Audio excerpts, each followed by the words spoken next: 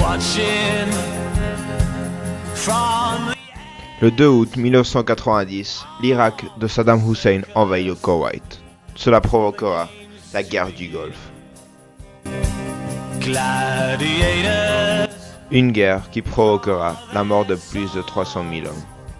form their ranks for Armageddon. I'm nuclear, I'm war.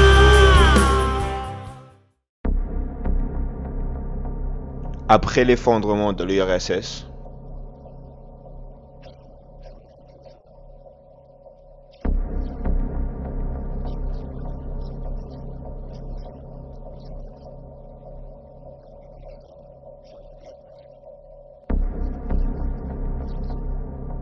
les États-Unis deviennent l'unique superpuissance du monde qui dispose du 45% des moyens militaires et domine l'économie mondiale.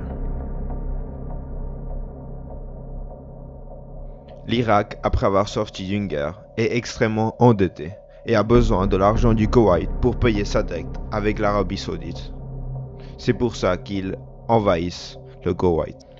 L'Irak envahit donc le Koweït pour prendre le contrôle d'un État riche en pétrole. Le 25 novembre 1990, une résolution proposée dans le Conseil de sécurité de l'ONU autorise le recours à la force dans l'Irak à partir du 15 janvier 1991.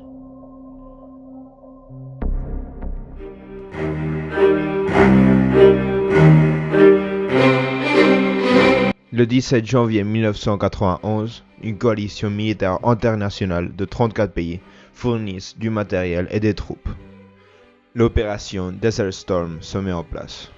Le 17 janvier 1991, à 3 heures du matin, commencent les bombardements aériens de l'Irak. 85 000 tonnes de bombes sont déversées sur le pays pendant 42 jours.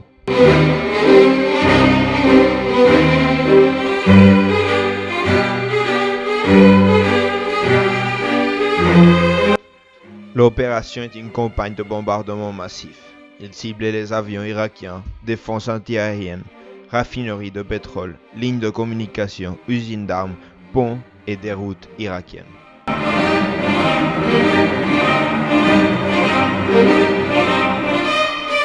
Toutes les infrastructures sont détruites, avec des dommages collatéraux importants.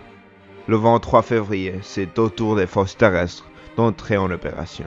Elles ne trouvent devant elles aucune résistance. Après plusieurs jours de bombardements massifs sur l'ensemble du pays, les armées coalisées entament une promenade militaire à travers le Koweït et l'Irak lui-même.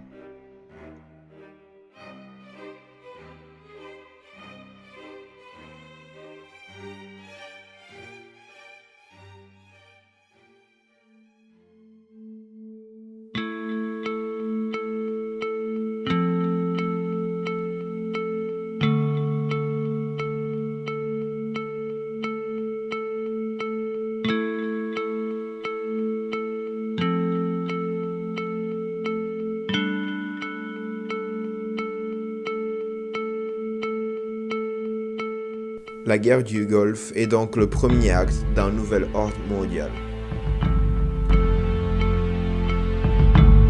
Cette opération souligna la rapidité et l'efficacité de la mobilisation internationale lorsque des enjeux vitaux sont concernés.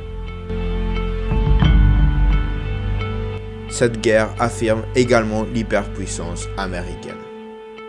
Ce vote du Congrès prouve sans équivoque la détermination des États-Unis de se ranger aux côtés de la résolution de l'ONU en faveur d'un retrait irakien complet et inconditionnel du Koweït. Ce vote du Congrès est la dernière chance pour la paix. Ceux qui auraient eu le tort de sous-estimer notre système démocratique peuvent réaliser maintenant toute la force de cette même démocratie. Saddam Hussein est maintenu au pouvoir en 1991. L'Irak va être soumis à une politique d'embargo très stricte durant toute la décennie qui suit la guerre du Golfe, parce qu'on soupçonne Saddam Hussein de posséder des armes chimiques de destruction massive dont on sait qu'il s'est servi contre les populations kurdes et chiites qui ont voulu profiter de la guerre du Golfe pour se soulever. La guerre du Golfe suivante est menée par les États-Unis en 2003, pour cette fois-ci renverser Saddam Hussein, consécutivement aux attentats du 11 septembre 2001. Et donc dans un contexte qui a radicalement changé depuis la guerre du Golfe de 1991.